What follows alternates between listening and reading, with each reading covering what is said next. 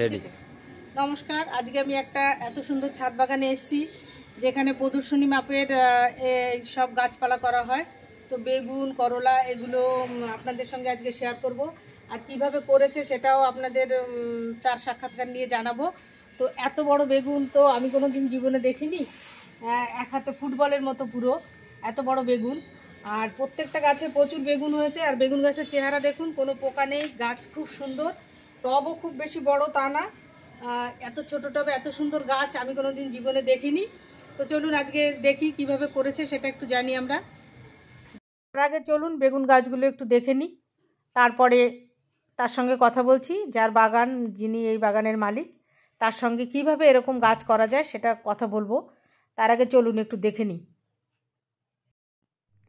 এই যে গাছগুলো, এগুলো কিন্তু 12 ইঞ্চি, 14 ইঞ্চি, 10 ইঞ্চি টবে লাগানো, আর এগুলো এখনও বেগুন হয়নি, হবে। আর এগুলো তো বেগুন শুরু হয়ে গেছে, বিশাল বড় বড় সাইজ হবে এখনও। এক একটা বেগুনের ওয়েট প্রায় 1 কিলোও আছে। একটা দুটো বেগুন দেখলাম বিশাল বড় হয়েছে, আরগুলো এখনও, এগুলো অনেক বড় হবে। আর টবের সাইজটাও আপনারা দেখুন, খুবই ছোট টব, যে বেগুন গাছ আন্দাজে ছোট টবই। আমরা মনে করি বড় জায়গায় বোধহয় গাছ দিলে খুব ভালো গাছ হয়, তা কিন্তু নয়। গাছের যত্ন, খাবার দেওয়া, গাছকে কীভাবে কেয়ার করতে হবে সেটাই কিন্তু আসল। সেটা তো আমরা শুনবই এই বাগানের যে মালিক, তার থেকে শুনবো। তো দেখুন সাদা বেগুন, যেগুলো গোল সাদা বেগুন, কি পরিমাণে হয়েছে একটা একটা গাছে। পাতার ফাঁকে দেখা যাচ্ছে না, নিচু হয়ে বসে ক্যামেরা ভালো করে ধরে আমি তুলতেও পারছি না। এই সাদা বেগুন লম্বা আছে, গোল আছে, আর এগুলো তো সবে শুরু হয়েছে। প্রচুর ফুল, প্রচুর বেগুন এর মধ্যে হয়ে রয়েছে। তো এত সুন্দর গাছ। আর তেমনি আপনাদের দেখাবো করলা গাছ। করলা গাছ তো আমি ভাবতেই পারছি না, এত সুন্দর করলা গাছ, এত ছোট টবে আর এত করলা, সেটা তো মানে দেখে আমি সত্যিই অবাক হয়ে গেছি। তো ওর থেকে কিছু টিপস আমি নিয়ে এসেছি। নেক্সট টাইম আমিও ভাবছি এইভাবে করব, দেখি কতটা হয়। যতটা, এত ভালো না হলেও কিছুটা তো হবে। তো সেই আশা নিয়েই আজকে এনার কাছে আসা। তো বেগুনের সাইজ দেখেও আমি অবাক, এত বড় বেগুন। যদিও এই চারা পাওয়া সম্ভব না আমাদের সাধারণ মানুষের পক্ষে। তো ওর থেকেই শুনবো কোথার থেকে চারা পেলো, কী বৃত্তান্ত। হ্যাঁ সঞ্জয়, তাহলে বলো। নমস্কার, আমি সঞ্জয় চক্রবর্তী। তো যার মাধ্যমে এই ভিডিওটি দেখছেন, যার চ্যানেল, তাকে অসংখ্য ধন্যবাদ এখানে আসার জন্য। কারণ দেখুন, আমরা করি ঠিকই, ওনারা কি করে মানুষের প্রতিভাটা তুলে ধরে। তার সাথে সাথে আমিও একটু প্রচেষ্টা রেখেছি করার, প্রত্যেক বছরই করি আমি। এবং প্রদর্শনী মাপের অ্যাকচুয়ালি আমার গাছ কম্পিটিশানে যায়। তো এই বেগুনগুলো হচ্ছে বিভিন্ন ভ্যারাইটির বেগুন। এখানে অ্যাকচুয়ালি এই ইন্ডিয়ান ভ্যারাইটি নয়, একটু বাইরের ভ্যারাইটি। এটাকে বলে হচ্ছে ডাব বেগুন, সবুজ ডাব। উনি এইমাত্র যেটা দেখালো, এই সবুজ ডাব, এটা একটা বেগুনের ওয়েট প্রায় 1 কিলোর উপরে। তো আরও আছে এখানে ধরেছে ওই সেম বেগুন, ওগুলো একটু ছোটো আছে, ওগুলোও সবুজ ডাব। যেমন ওই বেগুনটা, এই বেগুনটার নাম হচ্ছে মুক্তকেশী বেগুন, কালো মোটা হয়। এটার নামও হচ্ছে সবুজ ডাব, একটা বড় ভ্যারাইটি। তো তার সাথে সাথে এরকম আরও ভ্যারাইটি রেখেছি। এখানে একটা সাদা গোল বেগুন, এটা আপনারা বাজারে সবসময় দেখে থাকবেন যে এই ভ্যারাইটিটা, কিন্তু এটা একটু আলাদা বাজারের থেকে, কারণ এটা সাইজে অনেক বড় হয়। আপাতত একটু ছোট আছে। তো এবার আসি কীভাবে করলাম। সবার প্রথমে আমি বলি যে গাছ করতে গেলে মেন হচ্ছে আগে ভালোবাসা চাই। আমরা যদি মনে করি যে গাছ আনবো আর জল দেবো, কোনোদিনও গাছ হবে না। সেই জন্য কী করতে হবে, একটু পরিচর্যা, একটু জানা, এই হচ্ছে মেন। যেমন আমরা আমাদের সন্তানদের বড় করি, সুখ দুঃখ এমন বিভিন্ন রকম, শরীর খারাপ হলে ডাক্তার দেখাই, সেরকমই এদেরও মানুষের মতন যদি আমরা ট্রিট করি, একটা গাছ ভালো ফল দিতে বাধ্য। তো এবার আসি এর রোগ।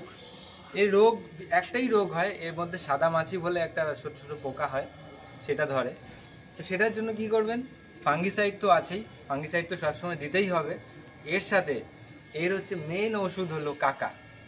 কাকা যদি স্প্রে করা হয় প্রত্যেক সপ্তাহে, তাহলে কোনো রোগ আসবে না, এরকম একদম তেলতেলে পাতা থাকবে, সুন্দর। আর কি, আর খাদ্য হচ্ছে কি, এর মেন খাদ্য হচ্ছে খোল জল এবং ভাতের মার। এটা যদি প্রত্যেক সপ্তাহে বা 15 দিন অন্তর আপনারা দিয়ে যান, আশা করি ভালোই হবে। আচ্ছা, এই বীজগুলো মানে এর চারা বা বীজ তুমি কোথার থেকে পেয়েছো? এই চারা বলতে গেলে, এর চারা পাওয়া যায় হচ্ছে যারা কম্পিটিশান লেভেলের চারা রাখে তাদের কাছেই পাওয়া যায়। এই আশেপাশে লোকালে এগুলো পাওয়া যায় না, একটু যারা কম্পিটিশান লেভেলের গাছ যারা করে তারা যেখান থেকে নিয়ে আসে, যেসব দোকান থেকে নিয়ে আসে সেখান থেকেই পাওয়া যায় এগুলো। আপনারা খোঁজখবর নিলে সেখানে পেয়ে যাবেন। অনেক ধন্যবাদ সঞ্জয় তোমাকে। এবার আমরা দেখব করলা কত বড় হয়েছে। এইভাবে তো ছবিতে বোঝা যায় না, এটা পেকে গেছে। তো এটা বিশাল বড়, হাত দিয়ে দেখলে বুঝতে পারবেন এটা কত বড়। এটা তো হাতে ধরছেও না। তো এত বড় করলা কোনোদিন তো আমি দেখিনি, আর এত ফলন, এত হয়েছে করলা। টব দেখুন কত ছোট টবে। টব যে খুব বড়, যে বড় জায়গায় দিয়েছে তা কিন্তু না, খুবই ছোট জায়গায়, আর করলা বিশাল বড়, একদম 1 হাতের মতো লম্বা হয়েছেও প্রচুর করলা। আর গাছ তো বলার কথা না, এত সতেজ, এত সবুজ।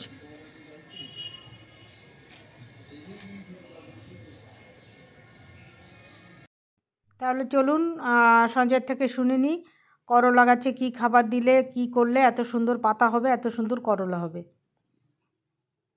তো এটা একটা নতুন করলার জাত। এটা আপনারা যেটা করেন সেটা নয়, তার থেকে একটু বড় জাতের করলা। সবার প্রথমে আসি, এত সুন্দর পাতা কিভাবে রয়েছে। এত সুন্দর পাতা রয়েছে, একে স্নান করাতে হয়, তাহলে ভালো থাকে। যে কোনো গাছ যদি প্রতিদিন আপনারা স্নান করান, আমরা যেরকম স্নান করি শরীরকে পরিষ্কার রাখার জন্য, এদের পাতা যত পরিষ্কার রাখা যাবে তত এদের রোগ আসবে না। আর এদের একটা রোগ মেন আসে হচ্ছে পাতা কুঁচকিয়ে যায়। সবার একটাই ধারণা যে পাতা আমার গাছে পাতা কুঁচকিয়ে যাচ্ছে, এর জন্য কি করব। পাতা কুঁচকায় একটাই কারণে, এই করলা গাছ, যে কোনো করলা গাছ, এটা হচ্ছে বেশি খাবার এরা পছন্দ করে না। এরা একদম লাইট খাবার দিতে হবে, 15 দিন অন্তরে একদিন। আমরা যদি মনে করি সপ্তাহে 2 দিন 4 দিন করে খাবার দেবো, তাড়াতাড়ি বড় হবে, বড় বড় ফল হবে, কখনো হবে না। এরা সব সময় অল্প খাবার পছন্দ করে।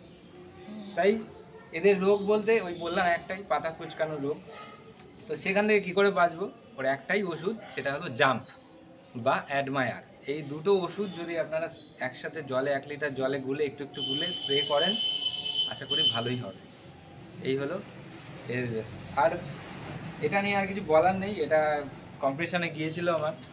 তো এত সুন্দর সতেজ পাতা রাখতে গেলে মাইক্রো নিউট্রিয়েন্ট মাঝে মাঝে দিতে হয়, এই হলো ব্যাপার। তাহলে আমরা যে নর্মাল করলা গাছ লাগাই সেগুলো এই পরিচর্যা করলে তো ভালো ফল পাবো। একদম একদম।